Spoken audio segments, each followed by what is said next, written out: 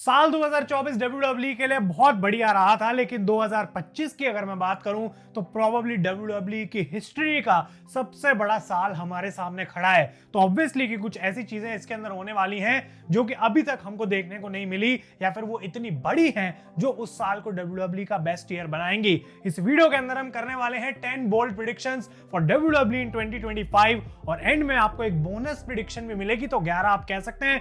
Video को and तक देखते रहें, चैनल पर नए तो सब्सक्राइब करें और उस नोटिफिकेशन बेल को भी ऑन करना ना भूलें।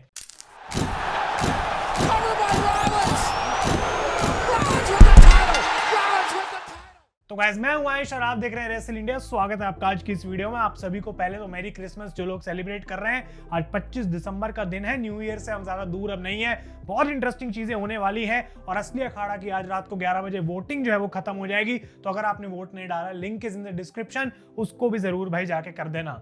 अब अपनी प्रिडिक्शंस में जाने से पहले बोल दूं कि ये सारी बोल्ड प्रिडिक्शंस है, ठीक है। तो कुछ चीजें होंगी, कुछ नहीं होंगी, लेकिन मैं चाहता हूं आप लोग कमेंट्स में जाएं, अग्री कर सकते हैं, डिसएग्री कर सकते हैं और अपनी खुद की प्रिडिक्शंस भी आप डाल सकते हैं। नंबर 10 से मैं स्टार्ट करता हूं। तो यहां पे मैंने लिखा है, killer heel Randy Orton brings back the punt kick against John Cena. अब मुझे नहीं पता कि John Cena versus Randy Orton का मैच रेसलमेनिया में होगा या फिर कहां पे होगा, लेकिन कभी ना कभी इस पूरे साल में सीना के रिटायरमेंट टूर में रैंडी ऑर्टन के साथ उनकी फ्यूड तो हमें पक्का देखने को मिलने वाली है।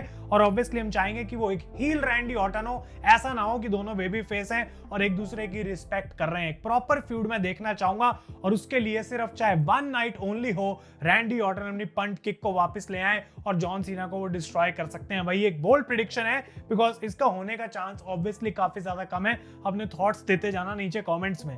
नंबर 9 की बात करता हूं और मुझे लगता है ये काफी पॉसिबिलिटी है होने की, लेकिन तब भी है एक bold prediction, because Money in the Bank की जहां तक बात है, मेंस मैच मुझे लगता है जीतना चाहिए या तो डोमिनिक मिस्टीरियो को या फिर लोगन पॉल को। जी हाँ, इसके दो इंपॉर्टेंट रीजन है। पहला ये कि ये बहुत ज्यादा अट्रैक्शन लेके आ जाएगा एक ऐसी चीज पे जिसको एक अच्छा गिमिक बनाया जा सकता है। डेमियन प्रीस्ट ने बहुत लंबी देर तक मनी इन द बैंक को होल्ड किया था, वो कैश इन भी किया था और उसके बाद हमने कुछ खास मनी इन द बैंक के साथ देखा नहीं, बिकॉज इस साल तो ड्रू मैकिंटायर का सेम नाइट पे ही काम हो गया था।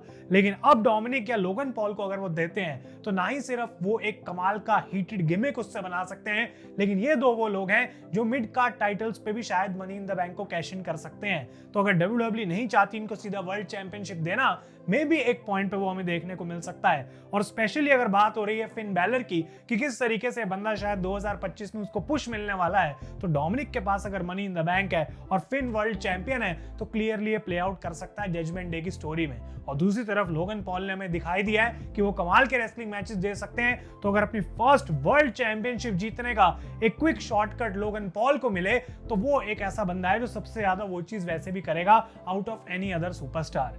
नेक्स्ट की बात करते हैं, नंबर 8 पे अब आते हैं और ये है एजे ली का रिटर्न WWE में। बोल्ड प्रेडिक्शन डेफिनेटली है, बिकॉज सीएम पंक खुद कहते हैं कि भाई अगर तुम्हें एजे के बारे में पूछना है तो जाके उसी से पूछो, मुझे कोई आइडिया नहीं है, मैं कभी उसको फोर्स नहीं करूंगा वापस आने के लिए रेसलिंग में। लेकिन जिस हिसाब से सीएम पंक के रिलेशंस हैं और जो मनी पॉसिबल है टेबल पे एजे ली के लिए एक बार फिर से वापस आना रेसलिंग के अंदर, मुझे लगता है कि इसका होने का चांस बहुत ज्यादा है। बोल्ड प्रेडिक्शन है, रॉयल रंबल में भी ये रिटर्न हो सकता है तो इंटरेस्टिंग रहेगा। लेकिन एजे वापस आती हैं तो पूरी विमेंस डिवीजन में एक ऐसी एनर्जी आ जाएगी जो कई सालों से हम एक्सपेक्ट कर रहे हैं होनी चाहिए यहाँ पे।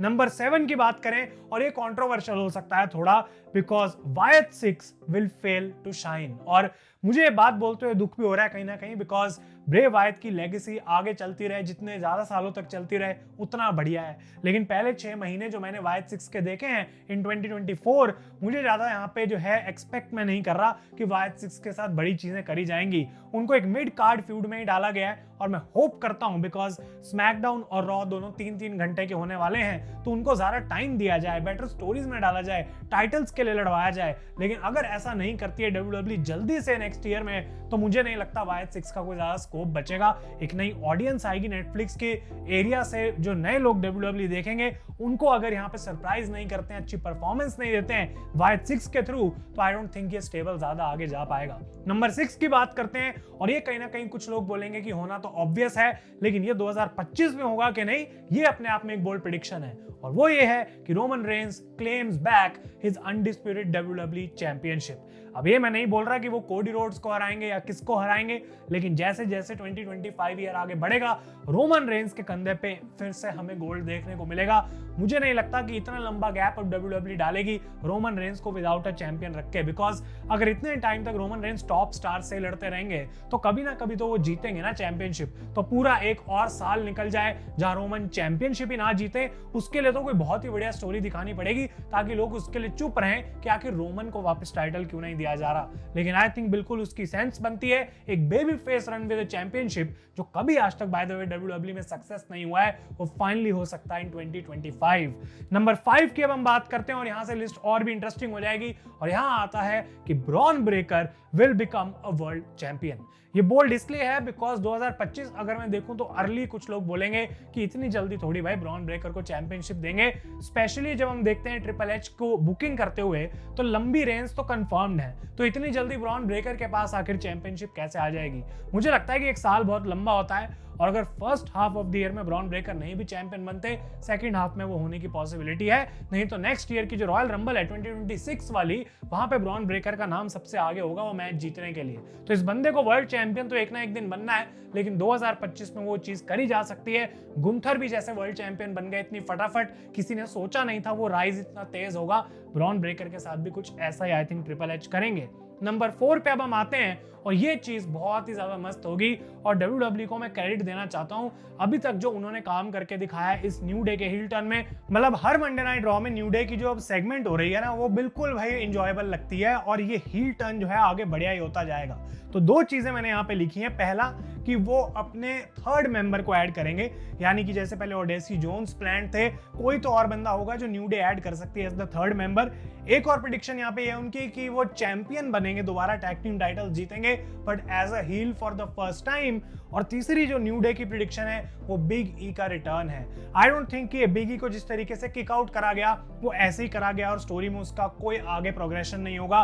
बिग ई वापस आएंगे, बिग ई रेसलिंग करेंगे और मुझे लगता है WWE वो एक बहुत बड़े शॉक की तरह पूरी दुनिया को रॉयल रंबल में देने वाली है, जहां पे कोफी किंगस्टन कुछ है कारनामे कर रहे होंगे फिर से रॉयल रंबल से बचने के लिए, लेकिन जैसे वो एलिमिनेट होंगे अगला एंट्रेंट वहां बिग ई है और बिग ई पूरी दुनिया को हिला देंगे और कोफी किंगस्टन और जेवियर वुड्स की आंखें खुली फटी रह जाएंगी कि आखिर ये बंदा वापस कैसे आ गया। तो इस मोमेंट के लिए आप बिल्कुल तैयार रह सकते हैं।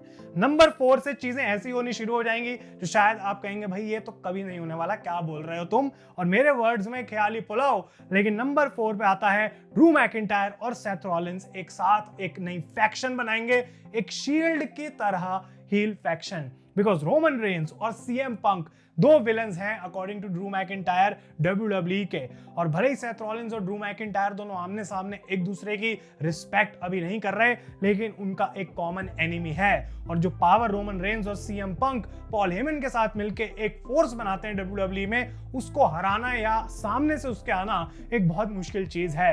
ड्रू मैकिंटायर और सेथ रॉलिंस का डुओ ही वो इकट्ठे कर सकता है। इनफैक्ट मे बी उनको और मेंबर उसके अंदर लगेंगे। और ना ही सिर्फ इतना, सेथ रॉलिंस की शील्ड की हिस्ट्री, रोमन रेंस की शील्ड की हिस्ट्री और ये बात कि सीएम पंक का ओरिजिनल आइडिया था शील्ड को बनाने का, ये सब कुछ जो है इस स्टोरी लाइन के अंदर प्ले हो सकता है। और हर साल हम जानते हैं कि WWE कुछ फैक्शंस के साथ कमाल करती है और 2025 वो साल है ऑनेस्टली जहां मुझे लग रहा है कि एक नई बड़ी फैक्शन की जरूरत है, बिकॉज जजमेंट डे का काम खत्म है और बाकी कोई फैक्शन उस लेवल तक अभी आसपास भी नहीं है। तो बड़े स्टार्स को अगर फैक्शन में डालना है तो Drew McIntyre and Seth Rollins वहां पे आ सकते हैं। अब नंबर 2 की हम बात करते हैं और ये तो डेफिनेटली कभी ना कभी होने ही वाला है और ये मनी मेकिंग मोमेंट होगी WWE के लिए, तो काफी मैटर करेगा कि किस टाइम पे वो चीज करते हैं। लेकिन सीएम पंक टर्न करेंगे हील और ज्वाइन कर लेंगे वाइज मैन पॉल हेमन को। ओरिजिनल पॉल हेमन गाय वापस पॉल हेमन के पास चला जाएगा, जो कि मे बी WWE की 2025 में one of the biggest stories भी किक कर सकती है सीएम पंक और रोमन रेंस के बीच में। आई थिंक कि अगर सीएम पंक के पास चैंपियनशिप है तो उनको अपनी रन एज अ हील ही करनी चाहिए और पॉल हेमन उनके कॉर्नर में होने चाहिए और सीएम पंक एक पॉइंट पे फिर से अपनी असलियत इन स्टोरी लाइन वापस दिखाएंगे कि मैं सिर्फ अपने बारे में सोचता हूं और पॉल हेमन और मेरा हमेशा से यही गोल था कि मुझे वापस लेके आना है, मुझे ही चैंपियन बनाना है और I will become the best till the world once again. और रोमन रेंस की वो चैंपियनशिप जो उनको इतने टाइम से वापस नहीं मिल रही है, उसको वो चेस करेंगे as a top baby face और सारे लोग उनके पीछे होंगे।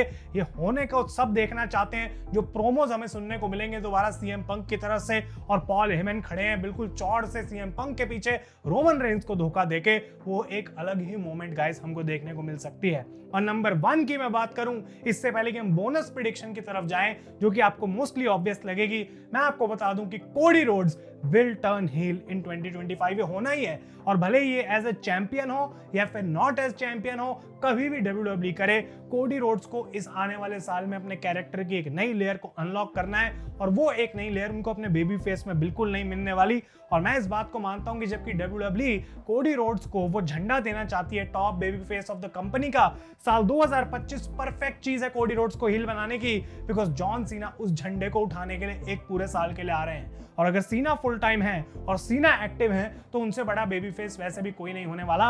और जॉन सीना के हील टर्न को मैंने इसलिए लिस्ट में नहीं रखा बिकॉज एक्चुअली में वो कोई बोल्ड प्रेडिक्शन नहीं होगी। मैं उस बात को उस दिन मानूंगा जब हमें वो देखने को मिल जाएगी, बिकॉज मुझे नहीं लगता कि वो WWE करने वाली है। तो कोडी रोड्स का हील टर्न आई थिंक 2025 में काफी हद तक हमें देखने को मिल सकता है, जहां पे उनके बाल भी जो है वो ब्लॉन्ड से वापस ब्लैक हो जाएंगे। बोनस की अब हम बात करते हैं नंबर 11 पे जो आती है, या फिर फाइनल 0 पे आप कह सकते हैं। ये कोई बोल्ड प्रेडिक्शन से ज्यादा मेरी खुद की एक चाह है और हर एक रेसलिंग फैन की एक विश है कि जॉन सीना becomes a 17 time WWE world champion, because ये भाई दोबारा WWE को मौका नहीं मिलेगा करने का। और एक बार जॉन सीना चले गए तो फिर भाई तुम रिक फ्लेयर का रिकॉर्ड लेके बैठे रहो या रैंडी ऑर्टन को बनाओ फिर 17 टाइम चैंपियन, लेकिन जॉन सीना को गोट बोला जाता है, जॉन सीना को एक टॉप बेबी फेस कंपनी का बोला जाता है हिस्ट्री के अंदर, और ये रिकॉर्ड सीना से ही टूटता हुआ मैं देखना चाहूंगा। भले ही अपने रिटायरमेंट से पहले रैंडी उसको इक्वल कर दें या तोड़ दें, वो बात की बातें हैं, पर 2025 में एक बार फिर से जॉन सीना रेस करेंगे उस वर्ल्ड चैंपियनशिप को। आई डोंट नो कहां पे, कैसे, किसके अगेंस्ट, लेकिन वो टाइटल उनके कंधे पे जरूर आना चाहिए और वो रिकॉर्ड टूटना चाहिए जो इतने टाइम से सीना करने की कोशिश कर रहे हैं। तो जो चीज वो अपने एक्चुअल फुल टाइम करियर में नहीं कर पाए, वो अपने फाइनल रिटायरमेंट टूर में करेंगे, और वो परफेक्ट तरीका होगा जॉन सीना को एक्चुअली वर्ल्ड चैंपियन बनाने का। और भले ही उनको ज्यादा लंबी रेन वहां पे ना दी जाए, लेकिन उनको कोई अच्छा बंदा, ऐसा बंदा डिथ्रोन कर सकता है जो आगे फिर एक नया बंदा बन सकता है, जो एक अप एंड कमिंग टैलेंट है, जस्ट लाइक ब्रॉन ब्रेकर का, जैसे मैंने नाम लिया। तो ये है कुछ बोल्ड प्रेडिक्शंस। आप लोग मुझे बताएं इनमें से कितनी चीजें हैं जो आपको लगता है सच हो सकती हैं, और क्या ऐसी कोई चीज भी है जो आप कहेंगे भाई ये तो बिल्कुल ही बकवास है, और अगर इसमें ऐड कुछ करना चाहते हैं तो वो भी मैं जानना चाहूंगा। अगर ये वीडियो आपको अच्छी लगी इसे लाइक जरूर करें। तब तक के लिए thank you so much for watching. मैं हूं आयुष और आप देख रहे हैं रेसल इंडिया।